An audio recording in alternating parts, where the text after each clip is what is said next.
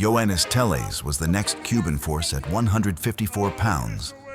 Young, unbeaten, a favorite on home soil in Orlando.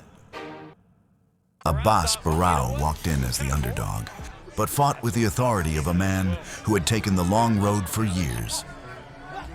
Across 12 rounds, he set a steady pace, tightened the screw late, and dropped Tellez in the final seconds before winning a clear, unanimous decision. On paper, it was an upset. In reality, it was years of hard work and perseverance paying off.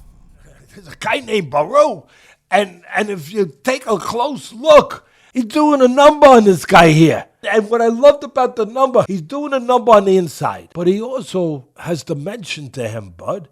He could take it outside, this little mighty mouse, mighty might. He takes it outside. He boxes when he wants to, when he has to. He sets traps. He uses jab. His jab is accurate. It's consistent. He fights inside, short punches, short little punches, upstairs, downstairs. He times you, throws them at the right time. I love him. I love him. I love him. He's my new favorite fighter. And I knew this before the bell rang because I watched tape on him.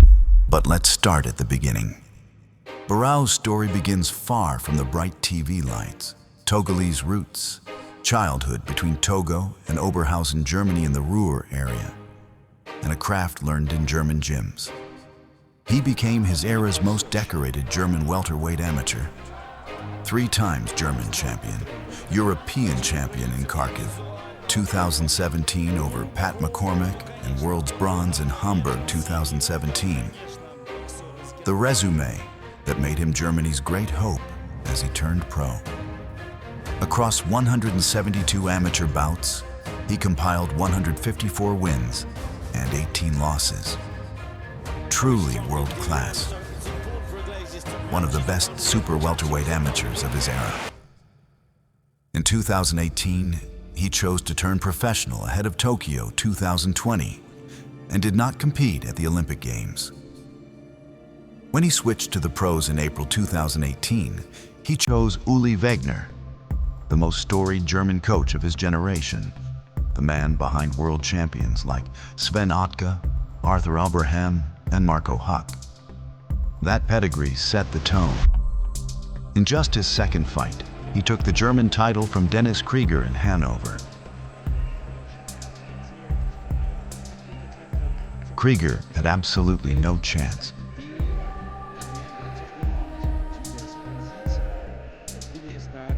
Baraou dominated the fight from start to finish. In his 5th, he outboxed former world champion Carlos Molina over 12 rounds to claim the WBC international belt in Koblenz. This was Baraou's closest fight so far, facing his first major opponent. Despite the competitive exchanges, Baraou had the higher output and secured a clear, unanimous decision victory. He stopped Ali Funeka,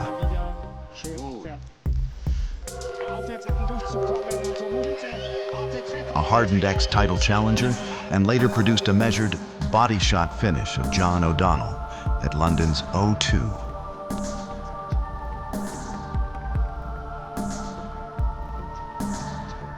Baraou dominated from the first round, applying relentless pressure.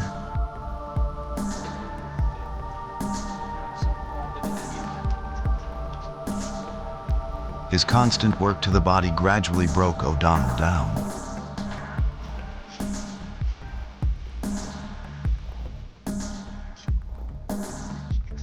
Baraou maintained full control as O'Donnell struggled to withstand the pace.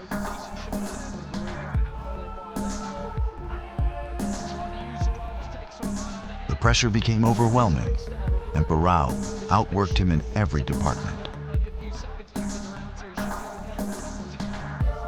Exactly the sort of road work that writes credibility into a record.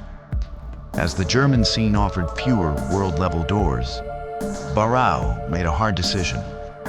Move to London and work with Adam Booth, the strategist who brought David Haye to world titles.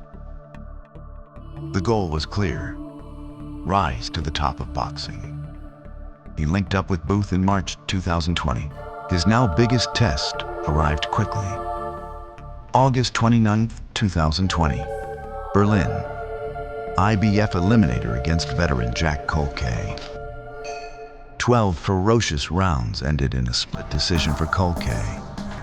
Many in Germany called it controversial. Some said outright robbery, because the rounds were tight and momentum swung late.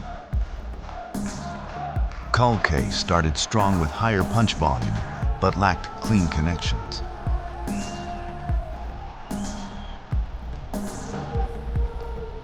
Baraou took over from round 3 onward, winning most exchanges and becoming the more active fighter. The fight developed into a back-and-forth battle with both landing frequently.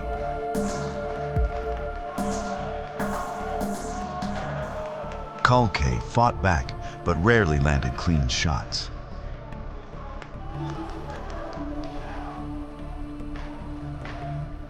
It became one of Germany's best boxing fights in recent years due to its intensity, especially in the second half. While both fighters connected, Baraou landed the cleaner punches and maintained a stronger output until the final round. Culcay gained some momentum late, but Baraou was overall the more active and effective fighter. It was a loss. In the gym, it became fuel. The coronavirus didn't make matchmaking easier. Camps with postponed dates, opponents changing, a market short on opportunity. But Baraou kept on stacking rounds. He finished 3 of his next 4 fights strong. One of those against Katona, who he put a clinical on and dominated over 6 rounds until the towel was thrown in. But still, nobody big wanted to fight Baraou. In 2023, at the age of 28, he changed course again. Paul Gibson came in to manage the next phase. Then, a decisive move to Miami to train under Jorge Rubio, the experienced Cuban coach. It was a reset of environment and rhythm, activity, adaptation, and a direct line back to world stakes. Early 2024, on the road in Telford, he met Sam Eggington for the vacant EBU title. 12 bruising rounds, a cut over Eggington's left eye, and a majority decision for Baraou. Both fighters began with high volume, but Baraou clearly landed the heavier shots. He even punched Eggington's mouthguard out at one point. Eggington showed exceptional toughness and refused to go down, surviving moments where Baraou nearly finished him.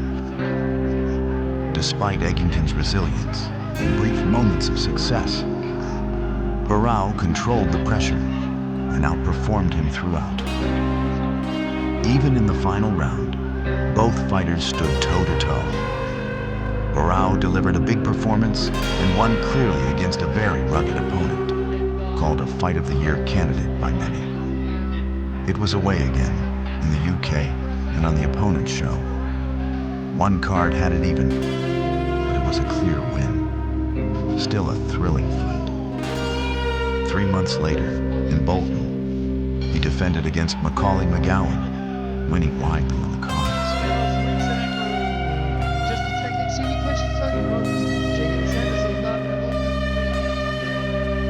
That belt wasn't the destination, it was the signal. With the world ambitions in motion and mandatories looming, he vacated the EBU title rather than tread water.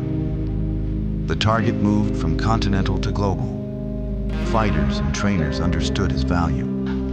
Fighters saw what the public hadn't yet: a relentless pressure fighter, a problem solver, a dark horse waiting for his shot. The fans may not have known Abass Baraou, but those in the sport did. And they knew it was only a matter of time. In 2025, Abass Baraou finally got his shot. August 23rd, 2025.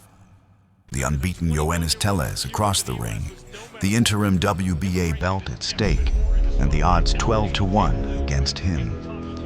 Baraou's composure and engine carried the middle frames.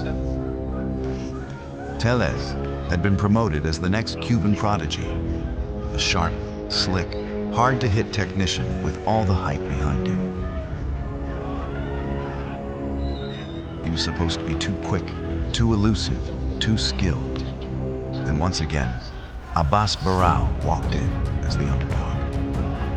But Baraou didn't care about reputations. From the opening bell, he set the tone. He cut off the ring, closed the distance, and smothered Tellez's movement. The slick Cuban footwork couldn't save him. The counters he was known for never arrived. Baraou took away the space, took away the rhythm, and broke him down step by step. Just like in so many of his fights, it was the steady bodywork that tore the stone. Baraou's pressure, his positioning, and his accuracy dismantled Tellez over time. Everyone expected Baraou to get outboxed, to get caught by the cleaner, sharper Cuban style. He wasn't supposed to be the one dictating the pace. And in the dying moments, he finally put Tellez on the floor to seal the result. When the scores were read, the room knew Germany had a new force at 154. Weeks later, when Terence Crawford moved up after the Canelo fight, the WBA confirmed what the performance already suggested. Abass Baraou, full world champion at super welterweight. No victory parade, just a status that matched the work. With the belt comes opportunity. The talk now is unification with Xander Zayas. If that lands, Baraou will likely be the underdog again. That's fine. He has spent years being too good for comfort and not famous enough to be convenient. The fame has caught up, but discomfort remains for everyone else.